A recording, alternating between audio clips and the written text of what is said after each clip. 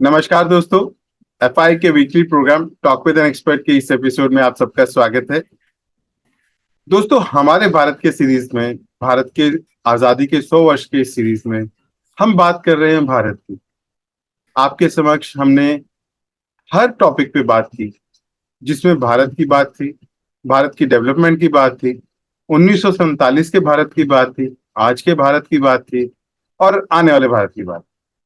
तो उसी सीरीज में हमने अभी कल एंटरप्रेन्योरशिप डे मनाया। आज हम एंटरप्रेन्योर्स की बात करेंगे। हमारा ये प्रोग्राम एंटरप्रेन्योर्स को डेडिकेटेड है और भारत का जो एंटरप्रेन्योर है, भारत का जो एमएसएमई है, वो भारत की इकोनॉमी की बैकबोन भी है, हम सब जानते हैं। तो उसका इतना इम्पोर्टेंट रोल है भारत की इकोनॉमी में, तो उसके लिए क्या क्या स्टेप्स लिए जा रहे हैं सरकार की तरफ से और क्या क्या हमारी जिम्मेवारियां बनती हैं कि हम देश की ग्रोथ के लिए, एमएसएमई की ग्रोथ के लिए हम हमारा क्या रोल रहेगा, क्या योगदान रहेगा, इस बात को आज हम करेंगे। और हमारे साथ जुड़े हैं डॉक्टर शैलेंद्र व्यास जी। डॉक्टर शैलेंद्र जी, आपका आज एक बार फिर से बहुत बहुत स्वागत है। तो दोस्तों, डॉक्टर शैलेंद्र जी के बारे में आप सभी जानते हैं और इंट्रोडक्शन तो आप पहले ही कर चुके हैं। Shailendra ji by profession scientist हैं, एंटरप्रेन्योर हैं, एफआईआई में वाइस प्रेसिडेंट का रोल अदा कर रहे हैं और एफआईआई की स्टार्टअप कमेटी का एज ए चेयरमैन हैंडल कर रहे हैं, अपनी सर्विसेज दे रहे हैं। दोस्तों, आज हम एंटरप्रेन्योर की बात करेंगे, भारत के एंटरप्रेन्योर की। और एक साइंटिस्ट जो एंटरप्रेन्योर बन गया, उससे बेहतर इसकी डेफिनेशन हमें कोई नहीं समझा पाएगा कि वो कितने, एक एंटरप्रेन्योर जो है कितने चैलेंजेस से गुजरता है, उसको कहाँ कहाँ क्या क्या चीजों का सामना करना पड़ता है, कहाँ कहाँ किन किन प्रॉब्लम्स का सामना करना पड़ता है और अपने आप को कहाँ कहाँ सेल्फ मोटिवेट भी करना पड़ता है। तो आज हम इन सभी चीजों की बात करने वाले हैं। तो प्रोग्राम को आगे बढ़ाने से पहले शैलेंद्र जी, मैं आपसे गुजारिश करूंगा कि आप अपनी साइंटिस्ट से एंटरप्रेन्योरशिप की जर्नी के बारे में कुछ हमारे ऑडियंस के साथ शेयर करें। Thank you. मैं बाय प्रोफेशन साइंटिस्ट पहले रहा हूं और मैंने अपनी जो ट्रेनिंग है, मेरा स्पेशलाइजेशन चूंकि प्लांट्स का रहा, उसमें मैंने प्लांट टिश्यू कल्चर, बायोटेक्नोलॉजी के स्पेशलाइजेशन में मॉलिक्यूलर मार्कर्स और उसके बाद में जीनोमिक्स के प्रिंसिपल्स को अंडरस्टैंड करते हुए उस पर काफ़ी काम किया। और लंबे समय तक काम करने के बाद में मैंने इंडस्ट्री को ज्वाइन किया और इंडस्ट्री में इसी बायोटेक्नोलॉजी के जो एस्पेक्ट थे, जो हेल्थ में डिटरमाइन करते हैं, तो वहाँ पे मैंने अपना जो है सर्विसेज दी हैं। मैंने 2018 में जब अपनी ये जर्नी एज एन एंटरप्रेन्योर शुरू करी, तो उस समय माइंड में एक ही चीज थी कि हम लोग बहुत सारा लर्निंग जब करते हैं तो उसका एप्लीकेशन जो है वो राइट डायरेक्शन में कई बार नहीं हो पाता। और जब मैं इंडिया या वर्ल्ड की भी बात करता हूं, तो जिसको कहते हैं ना कि डिमांड वर्सेस सप्लाई जो है, there is huge demand for application of the principles of learning जो हम अपने अपने सब्जेक्ट एरियाज में करते हैं, पर उसका प्रोडक्ट डेवलपमेंट में या ह्यूमन की रिक्वायरमेंट के हिसाब से जो ट्रांसलेशनल वैल्यू है वो बहुत कम है रेशो में जी। और जो थोड़ा बहुत हो पाता है वो पूरे वर्ल्ड में एज एन एंटरप्रेन्योर लीड करते हैं। तो जो मैंने एज अ साइंटिस्ट लर्न किया, being a scientist is just being a student of science, एक जिसको मैं कहता हूं एक प्रोसेस है कि भाई आप प्रिंसिपल्स को समझते हैं और उसके बाद में उनको अप्लाई करते हैं अपने जीवन में। तो यही साइंटिस्ट होना है। और इसको अप्लाई करने के लिए हो सकता है कि मैं किसी शैक्षणिक संस्थान में या किसी रिसर्च इंस्टीट्यूशन में अपनी सेवाएं देता, बट इसकी जगह मैंने अपना एक एंटरप्रेन्योरशिप का अपना एक स्टार्टअप किया, जहां पे कि हम उन्हीं प्रिंसिपल्स को यूज करके मानव कल्याण के लिए अलग अलग क्षेत्रों में प्रोडक्ट्स के डेवलपमेंट में और उनके बाद में उनका, चूंकि ये स्टार्टअप एक बिजनेस होता है, तो उसको हम मार्केट तक ले जाने का काम करते हैं। तो सिर्फ एक ही प्रिंसिपल है, टू सर्व द मैनकाइंड। हम अपने नॉलेज से किस तरह से मानव जाति के उत्थान के लिए, उनके कल्याण के लिए गुड्स एंड सर्विसेज का प्रोडक्शन कर सकें, इसको मैं डिफाइन करता हूं टू बी एन एंटरप्रेन्योर। और ये मेरी पूरी जर्नी का निचोड़ है, right from my student days till today, जो भी मैं आज हूं। और कल जैसे हमने वर्ल्ड एंटरप्रेन्योरशिप दिवस मनाया, विश्व उद्यमशीलता दिवस या विश्व उद्यमिता दिवस, तो उद्यमी होना बेसिकली एक साइंटिस्ट होने के इक्विवेलेंट है। एक उद्यमी वही होता है जो जहां पे किसी चीज की आवश्यकता है, न्यूनता ढूंढता है, वो कि ये मार्केट में गैप है, इसकी डिमांड आ रही है, मैं इसके ऊपर क्या इनोवेशन करके कोई नया प्रोडक्ट या कोई सर्विस क्रिएट कर सकता हूं। तो ये सिंपली अगर हम देखें तो एक उद्यमी जो है, एक एंटरप्रेन्योर जो है, वो भी बाय नेचर एक साइंटिस्ट ही होता है। उसको पता होता है कि कहां पे जो है इनोवेशन की रिक्वायरमेंट है और क्या प्रोडक्ट की मार्केट में डिमांड है, उस हिसाब से वो अपने प्रोडक्ट्स या सर्विसेज को डिजाइन करता है। तो जैसे कल वर्ल्ड एंटरप्रेन्योरशिप डे आया, तो मैं कंपेयर करता हूं आजादी के बाद से अब तक, तो पोस्ट इंडिपेंडेंस इंडिया ने एक प्रगति की राह ली, जिसमें कि हमने इंडस्ट्रियलाइजेशन को बल दिया, बड़ी बड़ी इंडस्ट्रीज को बनाने का हमने उस पर बल दिया। पर जो चीज मिसिंग रह गई वो ये था कि भाई भारतीय जो है वो बाय नेचर ही उद्यमी है। आप देखें कि पुराने जमाने में बार्टर सिस्टम होता था, तो आदमी अपनी आवश्यकता अनुसार कोई भी चीज बनाता था, आपस में शेयर करके, एक्सचेंज करके उनकी वो इकोनॉमी चल जाती थी। इकोनॉमी ग्रो करी, करेंसी आई, तो उसके बाद में उसका प्रोडक्ट का जो है, गुड्स एंड सर्विसेज का सेल्स शुरू हुआ। पर वो सेल जो लोअर लेवल पे, इंडिविजुअल लेवल पे हो रहा था, वो खत्म होके केवल बड़े बड़े लेवल पे होना शुरू हुआ। तो यहाँ पे क्या हुआ कि हमारी इकोनॉमी में बड़े इंडस्ट्रीज और छोटी इंडस्ट्रीज के बीच में गैप आ गया, या जिसको मैं कह सकता हूं कि एंटरप्रेन्योरशिप जो इंडिविजुअल लेवल पे होनी थी वो खत्म हो गई।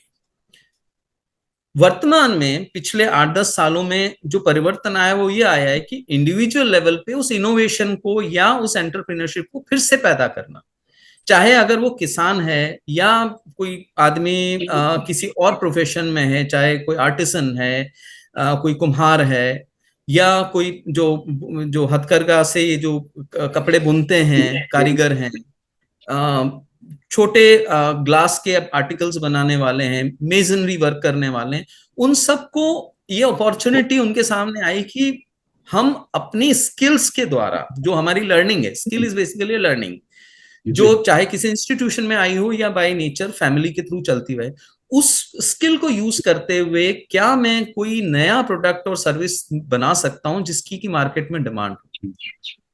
और उसको बूस्ट करने के लिए जो वर्तमान में जिसको कहते हैं कि डिजिटल प्लेटफॉर्म्स जो आए हैं, उन्होंने उसको सपोर्ट किया।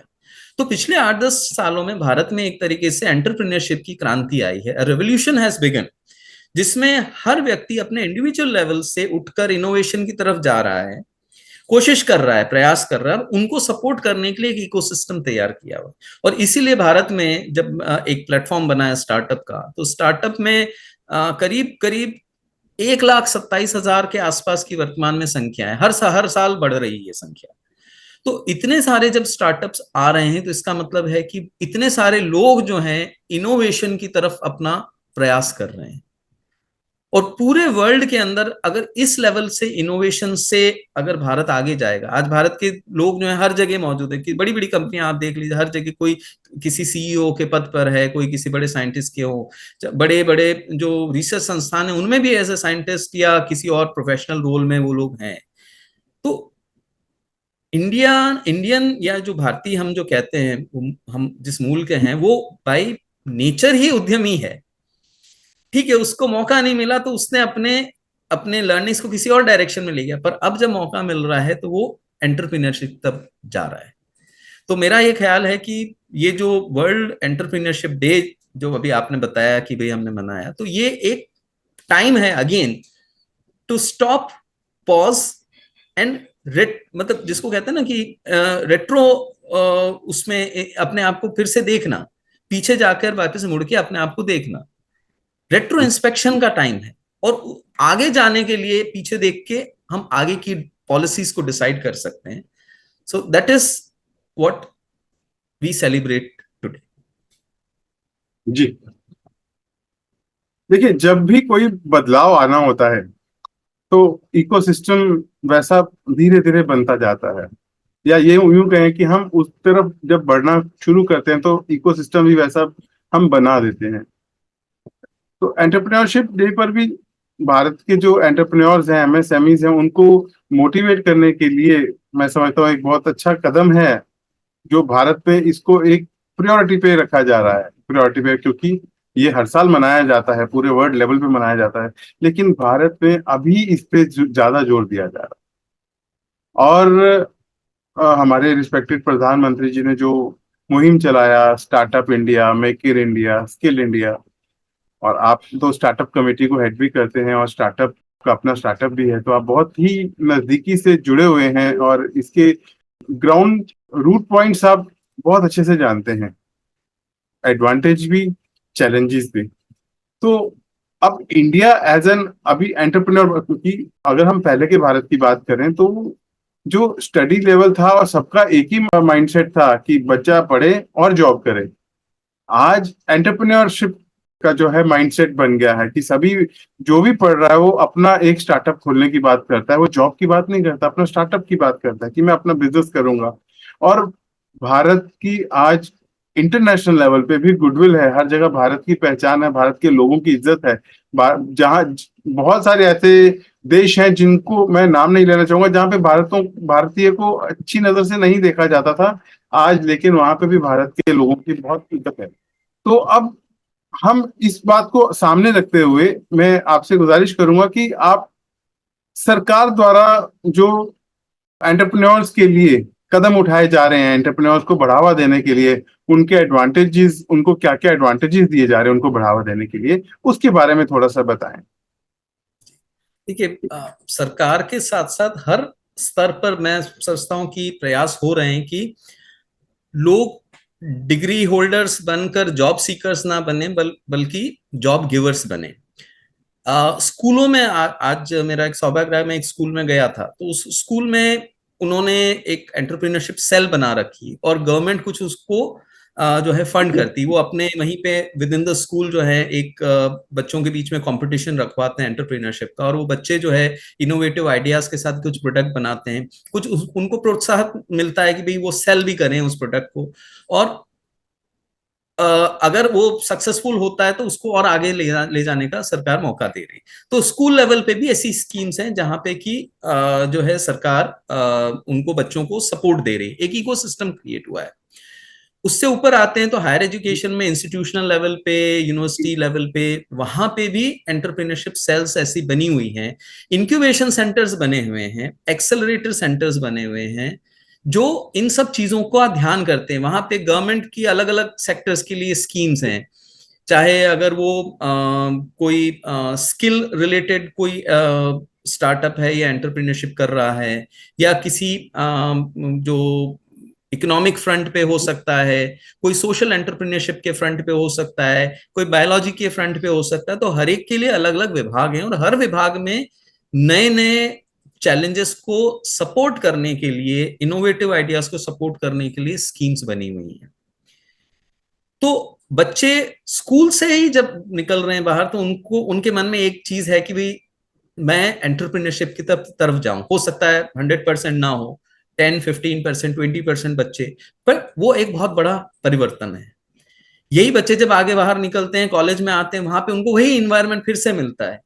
तो जो एंटरप्रेन्योरशिप माइंड वाले बच्चे हैं, जिनको की भी अच्छी ग्रूमिंग मिल जाती है, तो वो वहां पे अपने उस हुनर को दिखा के और अपने स्टार्टअप को एस्टैब्लिश करते हैं, या प्रोडक्ट को एटलीस्ट वो होन करते हैं ताकि वो एक मार्केट रेडी या मार्केट फिट प्रोडक्ट या कोई सर्विस है तो वो बन पाए।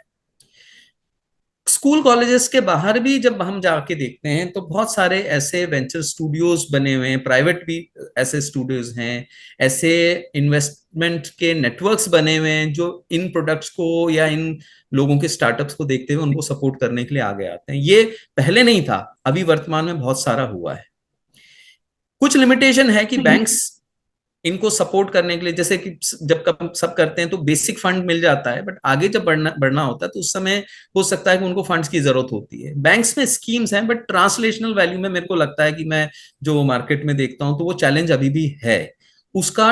बैंक स्कीम्स में या बैंकों के द्वारा स्टार्टअप को सपोर्ट करने के लिए बहुत ज्यादा इकोसिस्टम अभी तैयार नहीं है, वो एक गैप है जहां पे होता है। बट जहां सक्सेसफुल हो जाता है, कोई व्यक्ति स्टार्ट कर लिया उसको एंटरप्रेन्योरशिप, अगर उसने एमएसएमई अपने आप को एस्टेब्लिश करके रजिस्टर कर लिया है तो फिर आगे गवर्नमेंट का फिर से प्रोत्साहन मिलता है। जैसे गवर्नमेंट की जो सरकारी विभाग है उनकी बाइंग आजकल ई प्रोक्योरमेंट की जगह जो गवर्नमेंट ई मार्केट प्लेस है उसके थ्रू होती है, तो वहां पे प्रायोरिटी दी जाती है कि अगर आपका प्रोडक्ट मेक इन इंडिया है और अगर आप उसमें ये भी एस्टेब्लिश करके बता सकते हैं कि इतना परसेंट हम जो है इनोवेशन या उसमें जो है इंडियन कंपोनेंट हमारा इतना परसेंट है, तो उसके बेसिस पे भी जो है बायर उस आपके प्रोडक्ट को प्रेफर करता है। तो आपका प्रोडक्ट जो बीच में या अर्ली स्टेज में रेडी हुआ था, आपने उसको एज ए स्टार्टअप एस्टेब्लिश कर लिया और आपने जो बीच की जो थोड़ी बहुत फंडिंग के बॉटल है कि अगर उसको आपने पार किया तो नेक्स्ट लेवल पे जाके फिर से आपको सपोर्ट मिलता है। तो कहने का मतलब है कि सरकार right from school level till making the product good or service market ready and helping them to sell it in the Indian market prioritise कर रही है। इवन बाहर से जो हम इंपोर्ट करते हैं उसमें गवर्नमेंट की जो स्कीम है उसमें वो होता है कि भाई वो कस्टम ड्यूटी बढ़ा रहे हैं, तो एक तरह का डेटरेंस भी क्रिएट कर रहे हैं कि भाई लोग अगर भारत में वो चीज बन सकती है और लोग बना रहे हैं और बाहर से आने पे वो माल महंगा होता है तो वो जब कॉम्पिटिटिव बिडिंग होती तो उसमें वो पीछे रह जाएगा। तो ये एक ऐसा इकोसिस्टम गवर्नमेंट ने तैयार किया है, तो मेरे ख्याल से सरकार कर रही है और हर स्तर पे इसके प्रयास हो रहे हैं। न सिर्फ सरकार बल्कि प्राइवेट ऐसे कई नेटवर्क्स बने हैं, जैसे मैं बता रहा था कि कई ऐसे फंड्स बने हैं, कई ऐसे स्टूडियोज बने हैं जहाँ पे कि उन्हीं कंसेप्ट से उन्हीं आइडियाज के ऊपर ये जो एंटरप्रेन्योरशिप माइंड्स हैं उनको ला के उनको काम कराने का मौका दिया जाता है।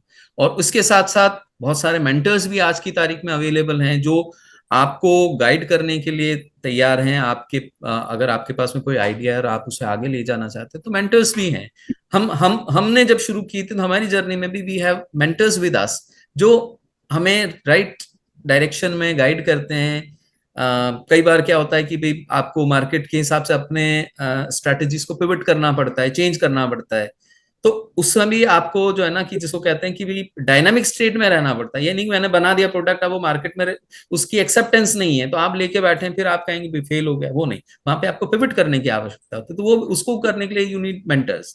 तो तो वो भी अवेलेबल है। तो Indian ecosystem for entrepreneurship is you know warm and ready right now. बस लोगों को बाहर आके, और जितने लोग आ रहे हैं उससे दुगनी तिगनी गति से बाहर आए, इस फील्ड में आए, तो ये बहुत बड़ा सक्सेसफुल रेवोल्यूशन हो सकता है। जी शैलेंद्र जी, एक आपका फील्ड है बायोटेक का, बायोटेक बायो इकोनॉमी का। तो अगर हम बात करते हैं भारत की आजादी के 100 वर्ष की, और अभी बायो इकोनॉमी का बहुत बड़ा स्कोप भी देखा जा रहा है और बायो इकोनॉमी की तरफ काफी फैसिलिटीज सरकार प्रोवाइड कर रही है, और आप भी बायो इकोनॉमी से बहुत क्लोजली जुड़े हैं। तो आप as a entrepreneur, as a scientist, दोनों ही नजरियों से बायो इकोनॉमी का क्या रोल रहने वाला है भारत के आने वाले समय में, ये थोड़ा सा बताएं। भारत ही नहीं पूरे विश्व में बायो इकोनॉमी का बहुत बड़ा रोल होने वाला। अभी एक रिपोर्ट आई थी जी। उसमें करीब करीब हम ये मानते हैं कि भी अगर वर्ल्ड इकोनॉमी जो है अगर 105 ट्रिलियन यूएस डॉलर के इक्विवेलेंट अगर है, तो ये कहते हैं कि 60% of the physical products in the economy वो बायोलॉजी या बायोलॉजिकल किसी न किसी रिसोर्स से जुड़ा हुआ है। तो इकोनॉमी में कोई भी फिजिकल इनपुट यानी कोई भी कंपोनेंट, चाहे गुड्स हो सर्विसेज हो, वो मतलब जो जो बायोलॉजी है या बायोटेक्नोलॉजी हो सकती है या लाइफ साइंसेस के आसपास जो प्रोडक्ट्स एंड सर्विसेज हैं उनके साथ जुड़ी, चाहे हेल्थ केयर ले लीजिए, आप एग्रीकल्चर ले लीजिए, बहुत बड़े सेगमेंट हैं। इसमें बिना बायोलॉजिकल रिसोर्स के आप जो है इकोनॉमिक कोई प्रोडक्ट, गुड्स या सर्विस कोई बना ही नहीं सकते। तो 60% अगर प्रोडक्ट्स, अगर उसके हम मान लें कि वो टच करते हुए आ रहे हैं या आएंगे, तो आप देखिए कि भी 105 की US$ ट्रिलियन की इकोनॉमी अगर हम कह रहे हैं, तो 60 ट्रिलियन US$ का साइज है। भारत अभी 5 ट्रिलियन US$ से 10 ट्रिलियन US$ के लिए अचीव करने के लिए स्ट्राइव कर रहा है। तो मुझे लगता है कि उसमें बायो इकोनॉमी का बहुत बड़ा रोल हो सकता है। और बायो इकोनॉमी जब मैं शब्द बात करता हूं तो उसमें आप जैसे हेल्थ की बात करते हैं, तो हमारे हेल्थ में जितने वैक्सीन्स हैं जो बनते हैं, डायग्नोस्टिक्स में बहुत सारे टेस्ट बनते हैं जो एंटीजन एंटीबॉडी डिटेक्शन के सिस्टम से आते हैं। बहुत सारे ऐसे प्रोडक्ट्स हैं जो ब्लड के सोर्स से बनते हैं। फिर इसके बाद में अगर हम आगे बढ़ते हैं एग्रीकल्चर में, तो सारा एग्रीकल्चर प्रोड्यूस। तो बायो इकोनॉमी की जब हम बात करते हैं तो देखिए उसमें एक तो सबसे इंपॉर्टेंट चीज जो आ रही है, जो वर्तमान में पूरा विश्व ग्लोबल वार्मिंग से जूझ रहा है, तो उसमें रिन्यूएबल सोर्सेस ऑफ प्रोडक्ट्स हमें चाहिए, और उसमें बायो इकोनॉमी एक मेजर कंपोनेंट अपने आप को एस्टेब्लिश करता है। कारण ये है कि चाहे आप लैंड रिसोर्स लीजिए, चाहे वाटर रिसोर्स लीजिए, जमीन से या पानी से होने वाले प्लांट्स हो सकते हैं, एनिमल्स हो सकते हैं।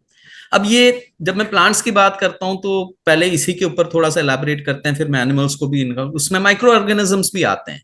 तो बायो इकोनॉमी बायोलॉजिकल रिसोर्सेज हैं पूरे, प्लांट्स, एनिमल्स, माइक्रो ऑर्गेनिजम्स।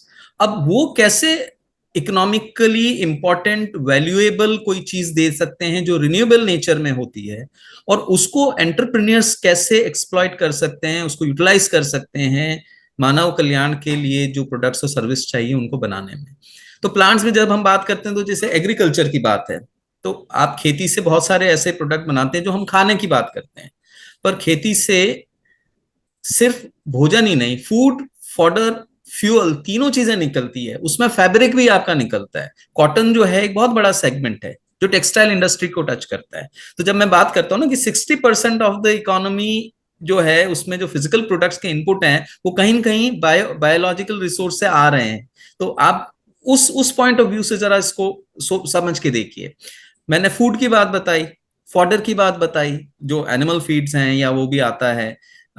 तीसरा मैंने आपको फ्यूल का बताया कि भाई बायो इथेनॉल, पेट्रोक्रॉप्स एक बहुत बड़ा कॉन्सेप्ट था जो वर्तमान में बहुत ज्यादा पिकअप नहीं कर पाया है, बट वो एक बहुत बड़ा इंपॉर्टेंट रिसोर्स है। बायो इथेनॉल आज भारत में जो है एक एसेंशियल कमोडिटी बन गया है कि भी हम अपने फ्यूल के साथ में बायो इथेनॉल या कोई बायोफ्यूल जो बनता है उसको मर्ज करें, ताकि हम कार्बन फुटप्रिंट को कम करने की दिशा में काम कर सकें। तो प्लांट्स सिर्फ यहीं पे नहीं समाप्त होते हैं। प्लांट से आप देखते हैं बहुत सारे डाइज बनती हैं, तो वो डाई इंडस्ट्री जो जो केमिकल्स रिसोर्स है, उसकी जगह प्लांट्स का भी रिसोर्स है। तो प्लांट का रिसोर्स या कोई एनिमल से कोई डाई बन रही, तो वहां पे वो ज्यादा इंपॉर्टेंट हो जाता है, क्योंकि वो रिन्यूएबल नेचर में, उसका कार्बन फुटप्रिंट कम है as compare to the chemical and other industry, direct carbon footprint की जो मैं बात करता हूँ। तो ये आया आपका एक line of resources which are coming from the plants. But animals की तरफ जब मैं देखता हूं, तो एनिमल्स में आप देखिए कि आप जो दूध पीते हैं, में चीज खाते हैं, कर्ड हैं, ये सारी इंडस्ट्रीज जो हैं, जो मिल्क बेस्ड इंडस्ट्रीज है, वो बेसिकली कैटल से आ रही है। पर कैटल के अलावा भी और उत्पाद हो सकते हैं। जैसे फैब्रिक की बात करें तो ऊन जो है वो शीप से वो आ रही है, पहले भी आती थी, बट वो उसका उसका सिग्निफिकेंस बढ़ रहा है। केमिकल या कोई आर्टिफिशियल सिंथेटिक फाइबर की जगह पे जो नेचुरल फाइबर्स हैं, जो एनिमल या प्लांट से आ रहे हैं, उनका अपना इंपॉर्टेंस है। जूट जो है वो एक प्लांट से आया हुआ फैब्रिक है, ठीक है, और कॉटन है, बट वूल जो है वो एनिमल प्रोडक्ट है, एनिमल से आ रहा है। सिल्क जो है वो एनिमल सोर्स से आ रहा है। तो फैब्रिक इंडस्ट्री जो है उसमें बहुत बड़े इंपॉर्टेंट जो कंपोनेंट्स हैं वो बायो इकोनॉमी से टच में आ रहे हैं। उनको डाई करने के लिए जो डाइज हैं वो प्लांट्स या एनिमल से अगर आती है तो then again it forms a component of bio economy. फिर उसके बाद में हम बात करते हैं तो फिशरीज हो गई, जो जो मत्स्य पालन है, या जो है पोल्ट्री हो गया, बहुत सारा जो जो नॉन वेजिटेरियन फूड कंपोनेंट, या सी फूड की कंपोनेंट जो जो प्रॉन्स हैं या श्रिम्प्स हैं, उनकी खेती होती है। इसके अलावा और इकोनॉमिकली इंपॉर्टेंट एस्पेक्ट्स उसके हो सकते हैं, जैसे कि मोती है, ऑयस्टर। तो ऑयस्टर फार्मिंग, पर्ल फार्मिंग जो है, वो एक major component of economy which is coming from biological resource. तो वो bio economy, and these are all renewable sources of energy. Micro organisms की बात करूं तो जितनी भी डिस्टिलरीज हैं या फर्मेंटेशन इंडस्ट्रीज हैं, वो फंगल बेस्ड प्रोडक्ट से आती हैं, ईस्ट से बनती हैं, या और कोई सिमिलर टाइप ऑफ जो है माइक्रो ऑर्गेनिज्म है। चीज जो है वो आपका उसके उसका जो फर्मेंटेशन होता है, वो उसके लिए आप जो है एक बायोलॉजिकल रिसोर्स को यूज करते हैं। ऐसे ही अगर मैं और ऐड ऑन करना चाहूं तो आज की तारीख में हम कहते हैं कि डिग्रेडेबल जो है प्लास्टिक्स हो गए, या बायोडिग्रेडेबल कंपोनेंट्स जो है प्लास्टिक्स हो गया, तो वो बनाने के लिए हमें जो रिसोर्स मिलता है, या बायो इथेनॉल की मैं बात करूं, धीरे धीरे जो हम ये मूव कर रहे हैं, we are moving towards reducing carbon footprint and moving towards a sustainable future. जी। क्योंकि we have to tackle global warming also, उसके जो जो जो जो ग्रीन हाउस गैसेस हैं उनके एमिशंस को रिड्यूस करने का रास्ता है, तो वो बायो इकोनॉमी से होके निकलता है। सो बायो इकोनॉमी का बहुत बड़ा रोल है, और मेरे ख्याल से ये हर एक फील्ड अपने आप में, आप सी में जब जाते हैं तो algae algae is a major resource for many other economically important components. तो ऐसे स्टार्टअप्स इन इन कंपोनेंट्स और इन कॉन्सेप्ट्स को यूज करके कैसे एंटरप्रेन्योरशिप में नए प्रोडक्ट्स और सर्विसेज को लेके आ सकते हैं, वो हमारे सामने चैलेंज है। और मेरे ख्याल से this is an open field. अगर ये इसका स्कोप बढ़ता है भारत में, तो बायो इकोनॉमी का contribution in the GDP of the country will increase, और उसी तरह से हम जो हमारे गोल्स हैं कि to move from $5 trillion economy to 10 trillion economy, आसान हो जाए। तो जैसे आपने बताया कि बायो रिसोर्सेज की बात अभी आपने की, और बायो इकोनॉमी की हम बात कर रहे हैं, आपने फूड फॉडर एंड फ्यूल तीनों चीजों की बात मैंने की हर। चौथा वर्ड भी कहा था, फैब्रिक। और फैब्रिक ओके। में मैं जो है, इवन आपका जो है पेपर इंडस्ट्री, पल्प इंडस्ट्री जो है, हाँ। वो basically it's coming from plant based resources. जी जी। तो आपने जैसे food fodder, fuel, fabric fuel. And paper, मतलब हर इंडस्ट्री, शायद ही कोई ऐसी इंडस्ट्री है जो मैं, आपकी बात से लग रहा है कि जिसमें बायो फ्यूल या बायो रिसोर्सेज ना यूज होते हों। बायो इकोनॉमी का बहुत बड़ा रोल होने वाला है। तो और आपने सस्टेनेबिलिटी की भी बात की, चैलेंजेस की बात की। तो अभी आप जो, जब हम भारत की इस आजादी के 100 वर्ष की बात करते हैं या आने वाले समय की बात करते हैं, तो ऐसे कौन कौन से चैलेंजेस हैं जो हम मेजरली फेस करने वाले हैं, और उसका सॉल्यूशन क्या देखते हैं आप? देखिए, जो अभी पूरा विश्व जिस संकट से जूझ रहा है, वो मतलब जो पृथ्वी का तापमान है वो बढ़ रहा है। ठीक है, जी करीब 2 डिग्री बढ़ गया है पिछले कुछ वर्षों में। तो बट इसका इम्पैक्ट जो है वो बहुत खतरनाक है। जितने ग्लेशियर्स हैं, या जितने जो जो वाटर रिसोर्सेज जो आइस के फॉर्मेट में हैं, वो जी पिघल रहे हैं। उससे आपने देखा मालदीव्स के जो है कि भी कुछ आइलैंड्स जो है कि डूबने की कगार तक आ गए हैं। तो जी अगर पानी सी लेवल राइज करेगा तो लैंड रिसोर्स हमारा कम होगा।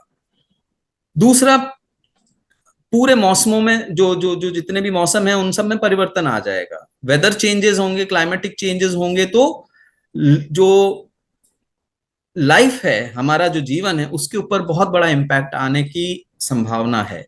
तो और ये भविष्य में ऐसा ना हो, तो इसके लिए वर्तमान में केवल भारत ही नहीं, पूरा विश्व जो है इसमें लगा हुआ है कि भी हम कैसे, हम अपने जो जिसमें जैसे कहते हैं ना, हम डेवलपमेंट की तरफ गए और हमने ऐसे ऐसे रिसोर्स क्रिएट कर लिए जिससे कार्बन फुटप्रिंट बढ़ा, ग्रीन हाउस गैसेस का एमिशन बहुत हुआ।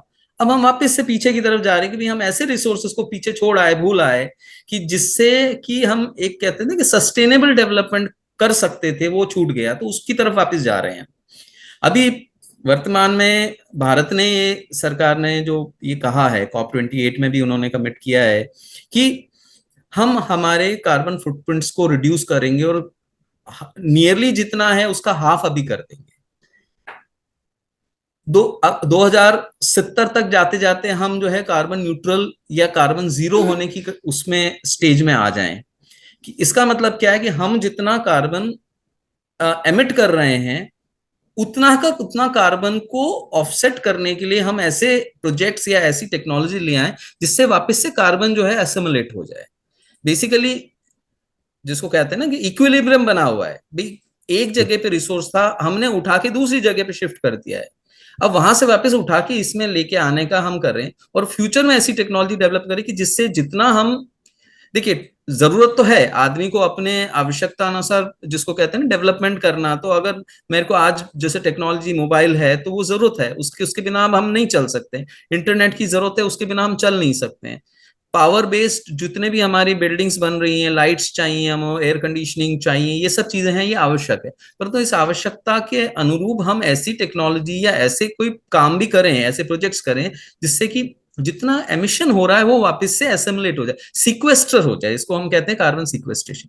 तो sustainability is linked to carbon sequestration products and technologies या सर्विसेज। तो इवन जो नई बिल्डिंग बन रही है या जितने नए प्रोजेक्ट्स आ रहे हैं उन सब में इन चीजों का ध्यान रखा जा रहा है कि जैसे कि लाइट, अगर आपके कमरों में आपको लगता है भी 10 लाइट लगती है, तो क्या आर्किटेक्चरली हम डिजाइन ऐसी कर सकें जिससे कि कम से कम लाइट में, नेचुरल लाइट में आप काम कर सकें। दूसरा, बिल्डिंग का आर्किटेक्चर ऐसा बने जिससे कि आपको बहुत ज्यादा उसको कूलिंग करने की के लिए पावर या एनर्जी को बनाने की जरूरत नहीं पड़े। एनर्जी की बात कर रहा हूं तो एनर्जी लाने के लिए हम जो है कि नेचुरल रिसोर्सेज में, या जो जिसको कहते हैं कि फॉसिल फ्यूल्स पे डिपेंडेंसी कम करके नेचुरल रिसोर्स, सोलर हो सकता है, बायो इथेनॉल हो सकता है, उन प्रोडक्ट्स को लेके आए।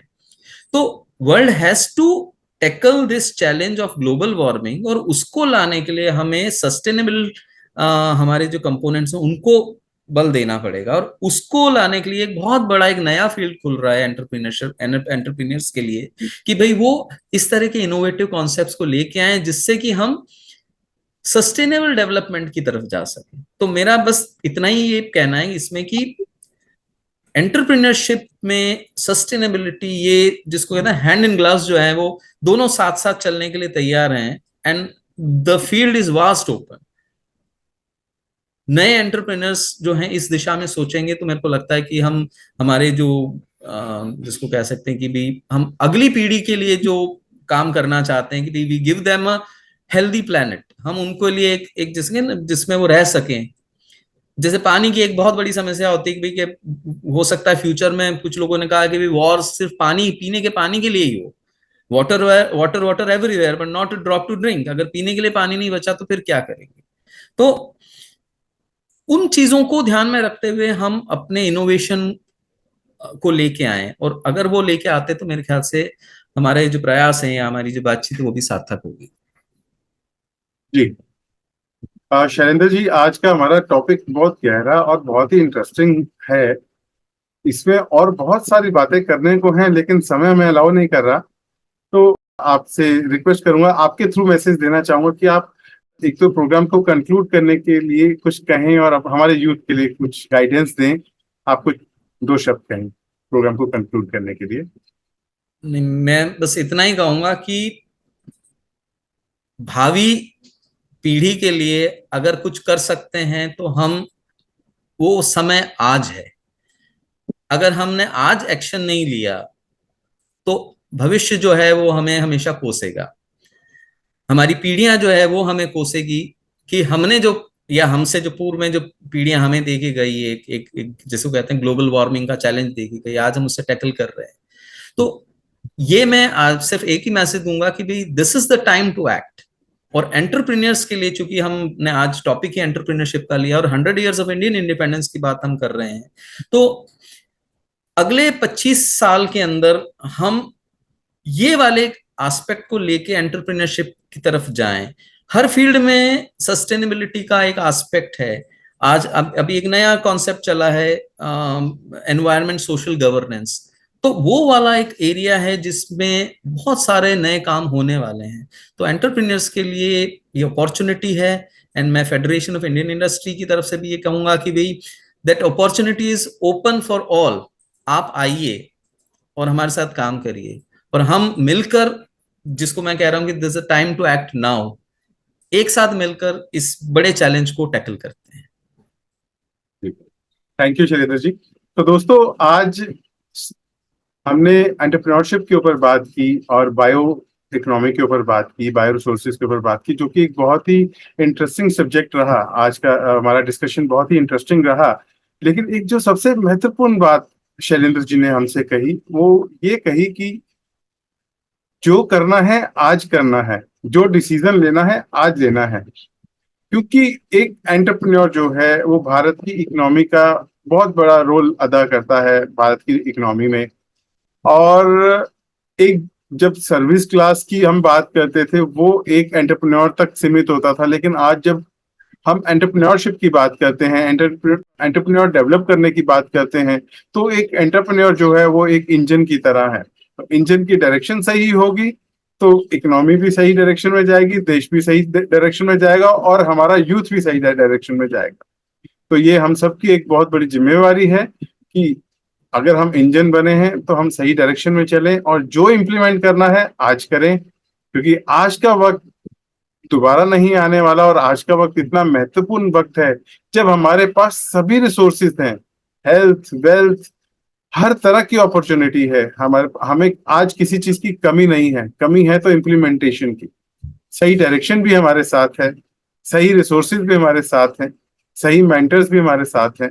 बस इम्प्लीमेंटेशन करना है, यही हमारी एक सबसे बड़ी जिम्मेवारी है। तो इसी के साथ दोस्तों, हम आज के इस एपिसोड में यहीं इजाजत लेते हैं। अगले हफ्ते हम मिलेंगे एक नए गेस्ट स्पीकर के साथ और एक नए टॉपिक के साथ। धन्यवाद।